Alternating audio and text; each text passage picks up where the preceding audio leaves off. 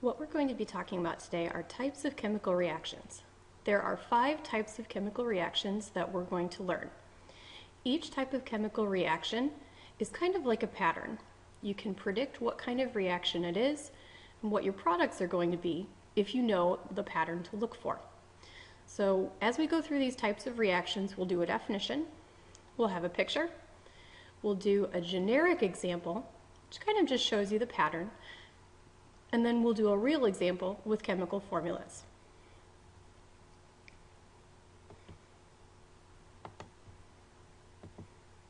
The first type of chemical reaction is called a synthesis reaction. It's also sometimes called a composition reaction. A synthesis or composition reaction is where you have 2 or more simple substances that combine to form a more complex substance. So if you look at this picture, you have a skinny bird who eats a worm, 2 simple substances, and then you make a fat bird, a more complex substance. In terms of chemicals, look for 2 or more reactants and 1 product. Here's our generic example. For the generic example, I've just substituted alphabet letters instead of chemical formulas. For example, reactant A plus reactant B produces product AB. Notice there's 2 reactants and 1 product. A real example of a synthesis reaction might look like this. Hydrogen plus oxygen produces water. Again, we have 2 reactants and 1 product. More than 1 reactant and only 1 product is the pattern for a synthesis reaction. The next type of reaction is called a decomposition reaction. Decomposition reactions are the opposite of synthesis. You start with a more complex substance, and it breaks down into 2 or more simple substances. And here's our picture. You start with an egg that has something inside that's starting to hatch, and then you produce an eggshell and a turtle. 2 simpler substances out of 1 combined substance.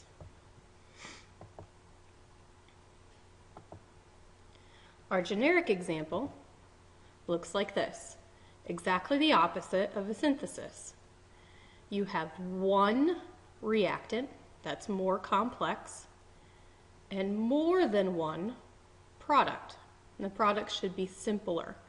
So reactant AB breaks down to produce product A and product B. A real example might look like this. Again, same equation as we used for synthesis, just backwards. Water can break down to produce hydrogen and oxygen. Your pattern for a decomposition reaction includes only 1 reactant and more than 1 product.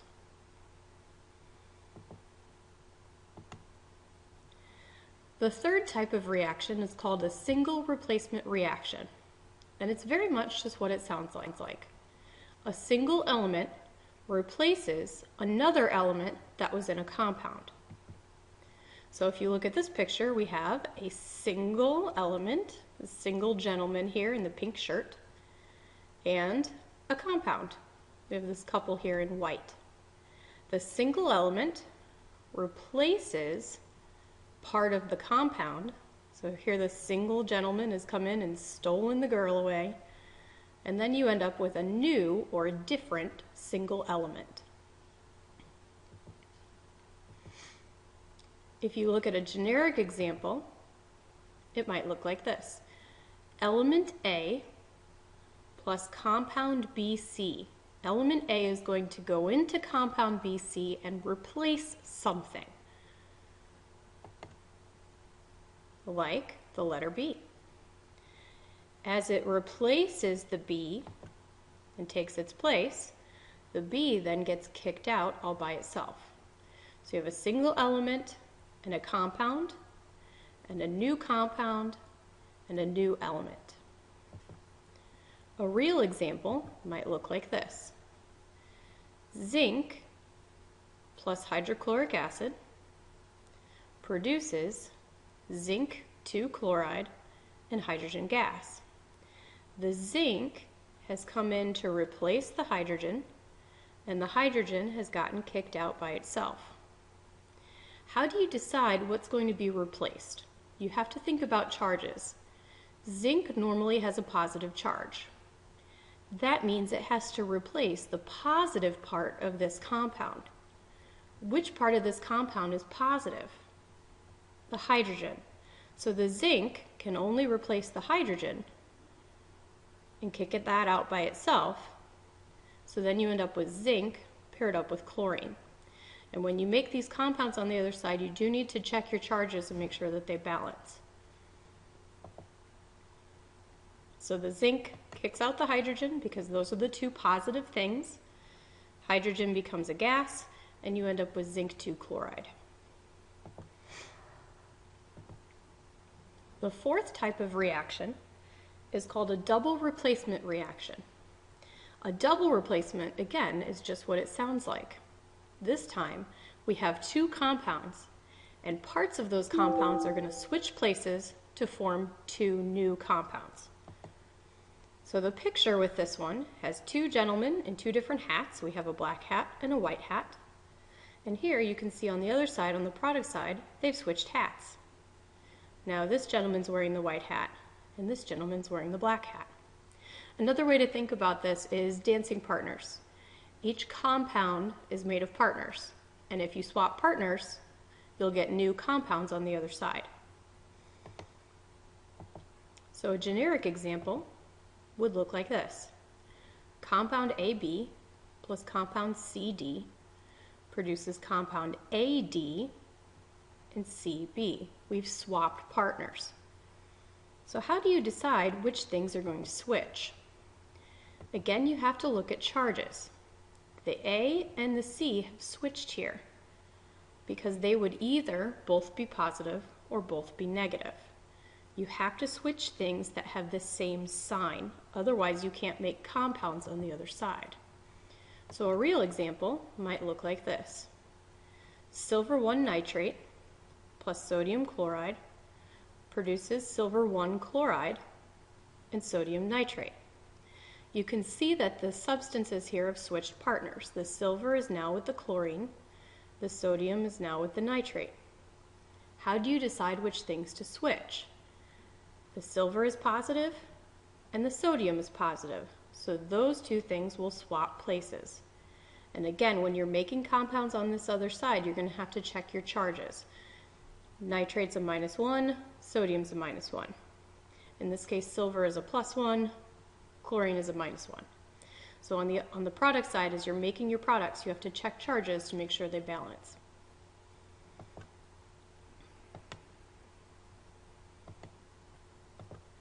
The fifth type of reaction is called a combustion reaction.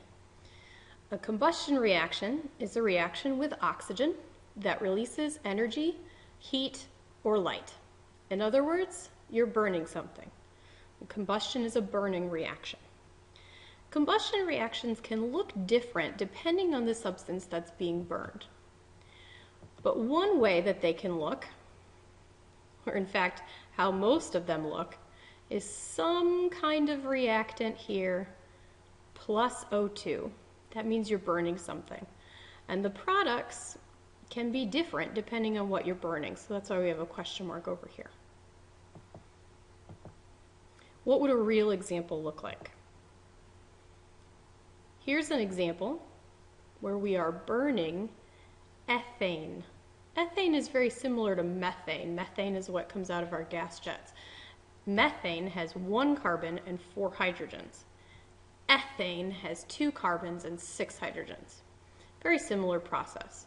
So if you're burning ethane, add oxygen to it. Sometimes your products are going to be carbon dioxide and water. That's a pretty common set of products for a combustion reaction, but again, it just depends on what you're burning. And that's it. For the rest of the period, you can work on your homework, types of reactions worksheet, which we will stamp tomorrow. You could also continue to work on your lab. You're going to have to determine the types of reactions on your lab and also predict the products that you're making based on what you saw in your observations and the patterns that those reactions follow. And we should have a chance to work on these tomorrow if you need some help. They are due on Friday. Have a good afternoon.